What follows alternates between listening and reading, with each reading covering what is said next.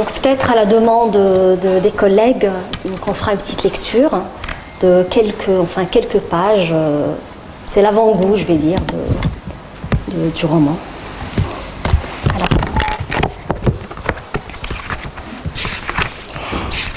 Alors le premier chapitre s'ouvre avec une citation d'un auteur marocain, c'est Fouad Laroui, qui dit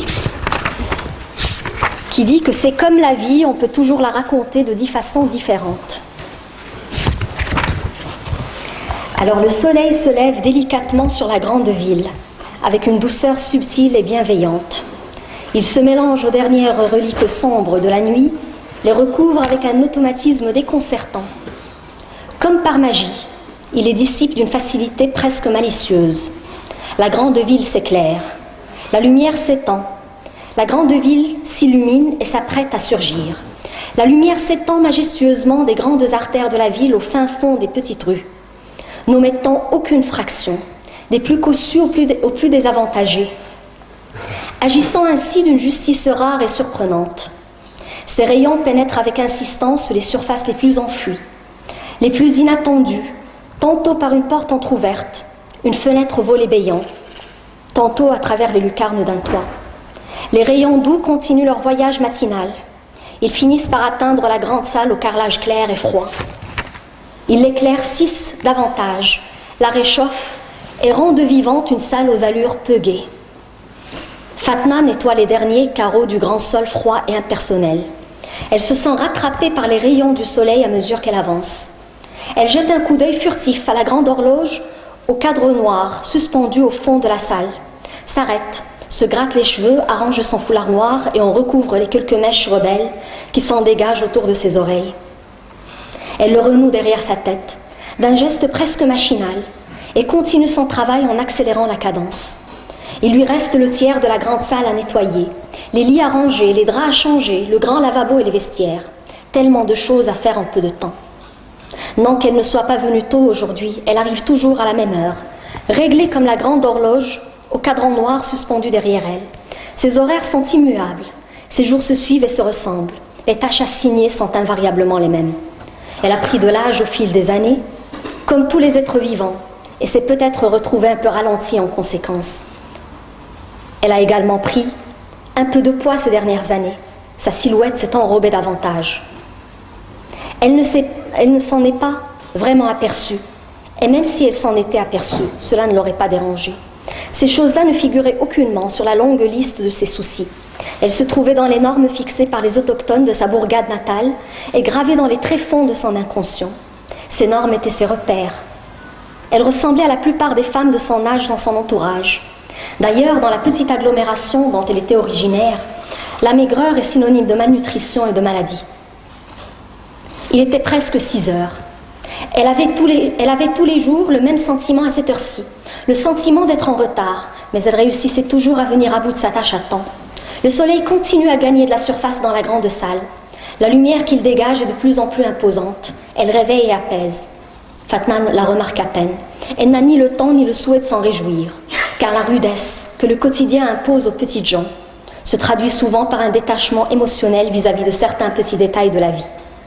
Et justement, elle avait fini par dresser inconsciemment une certaine distance avec plusieurs petits détails de sa propre vie. Pour elle, le soleil signait la fin de la toute première partie de sa journée de travail, qui commençait généralement peu après l'aube. Elle doit finir la préparation de la grande salle avant la venue de toutes ces personnes qui la peuplent durant la journée, les va-et-vient et les alarmes des machines. Ces personnes, elle en croise quelques-unes de temps à autre, mais la grande majorité d'entre elles ne la connaissait pas. Sa tâche dans ce grand espace est un éternel recommencement qui rappelle dans un certain degré quelques héros de la mythologie grecque.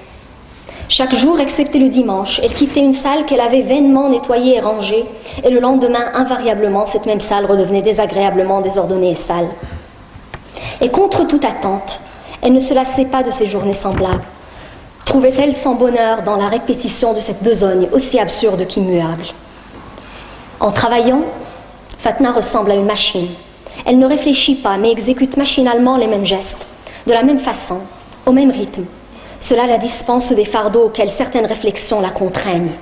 C'est en travaillant qu'elle rumine, le moins ses tracas, et Dieu sait qu'elle en a. Son fils unique avait trouvé un travail loin de ses yeux et de son cœur de mère aimante. Mais bon, c'était un homme à présent. Il fallait qu'il parte à la rencontre de sa destinée, qu'il prenne son envol, apprenne un métier et gagne dignement sa vie, tout comme elle gagnait sa vie à la sueur de son front. C'est ainsi qu'elle se consolait en pensant à lui. Elle taisait comme elle le pouvait ces voix intérieures qui l'envahissaient d'angoisse en écho à son instinct maternel. Elle refusait de succomber à sa tristesse et d'en devenir la proie. Car même si elle n'a jamais été à l'école et ignorait tout des sciences humaines, elle avait appris par la force des choses que la tristesse infiltrait les remparts de l'âme et finissait par les ronger, et qu'à ce moment-là, on pouvait en être terriblement malade. Cette salle vide est quelque part son refuge, et le travail est l'un de ses rares moments d'évasion. Elle vit depuis plusieurs années maintenant dans la grande ville, mais elle n'a rien oublié des petites cabanes et des étroites routes pierreuses de son enfance. Des fois, de moins en moins à présent. Le souvenir cède le pas à la nostalgie. Des grandes fenêtres de la salle, elle apercevait des immeubles et des bâtiments qui se dressaient devant ses yeux. Ils n'étaient pas particulièrement jolis et semblaient froids aussi malgré le soleil. L'interminable horizon qu'elle avait connu dans un passé fort lointain et qu'elle trouvait agréable n'existait presque plus.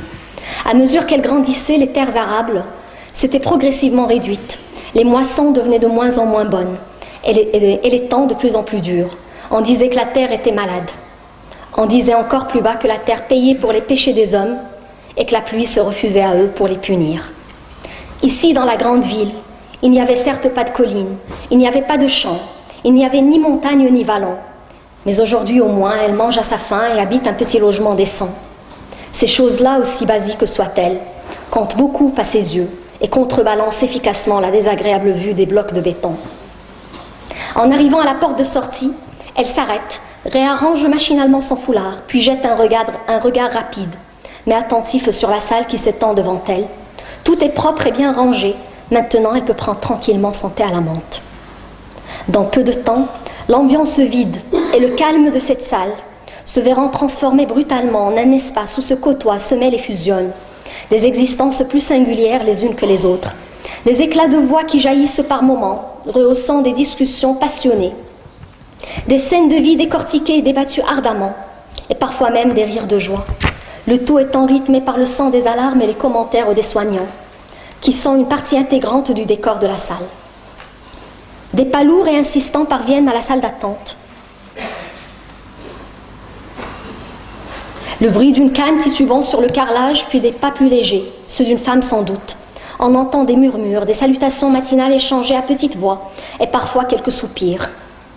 Puis au fur et à mesure, les voix se multiplient et leurs échos s'enchevêtrent. Il devient vite quasi impossible de suivre une quelconque conversation, ou même d'en capter les bribes. Les va-et-vient deviennent de plus en plus fréquents entre la salle d'attente et les vestiaires. Soudain, au milieu de tout ce chaleureux tintamarre, on distingue clairement une voix rauque, unique tant par le timbre que par l'audace du propos.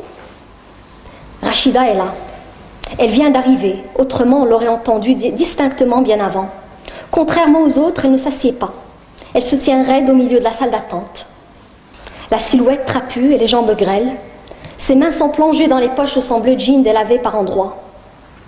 Elle sort sa main droite de la poche du pantalon pour ajuster ses grosses lunettes rondes en plastique noir.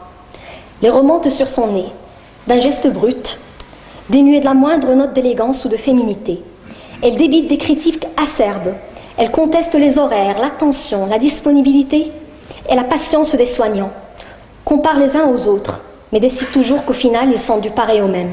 Elle est mécontente du soleil, de la chaleur, du mauvais temps, de la maladie et tout le reste. Elle en veut à tout le monde, elle en veut à la vie. Pour Rachida, tout est matière à critique. La paix intérieure lui est inconnue. De temps à autre, elle va même jusqu'à proférer des insultes à l'encontre de l'un de ses malheureux compagnons qui l'aurait contredite. Car avoir une opinion différente de la sienne n'était même pas envisageable pour elle. La vérité est universelle, à la manière dont elle l'appréhendait. Et elle désirait être approuvée à tout prix. Ses critiques et injures ne semblaient déranger personne. Aussitôt dites, elle s'évanouissait dans le brouhaha qui règne dans la salle d'attente. Son agressivité n'attire plus l'attention, tant elle fait partie désormais du décor sonore des lieux. Ces lieux qui stockent de l'énergie, du mouvement et du son, et semblent être hors du temps, à la marge de l'histoire. Ces lieux débordent de vie. Je m'arrêterai là peut-être.